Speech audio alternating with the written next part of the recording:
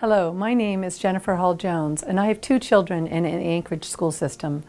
I am also testifying on behalf of the Alaska branch of the International Dyslexia Association as president.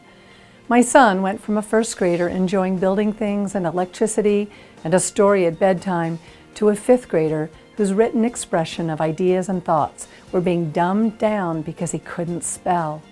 I would ask him why he wasn't writing down what he was actually thinking, and he told me it was because he couldn't spell the words, and he was ashamed.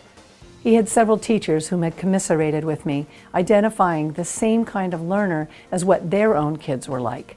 But they could not offer a practical solution for my son or their own children, who were obviously smart, but just couldn't spell worth a darn. Just get him through school, he'll be fine. He was about to enter the 6th grade, and he could only do second grade work. How in the world did this happen? We were in the fortunate position of being able to, number one, notice that he was struggling, and number two, actually do something about it. This is not the case for many of the children in this state. He was fortunate because he got help, but it wasn't because a teacher identified that he had an issue with reading. It was because he had an advocate and somebody who was paying attention. This is what our teachers are supposed to be trained for. This ability to instruct, this very essential skill, is their training and gift to the world. And yet, somehow my child got missed. No wonder Alaska is dead last in reading on 2011 national tests. They couldn't teach him. They hadn't been trained themselves in the best practices of reading instruction. Only a handful of programs in the U.S. do.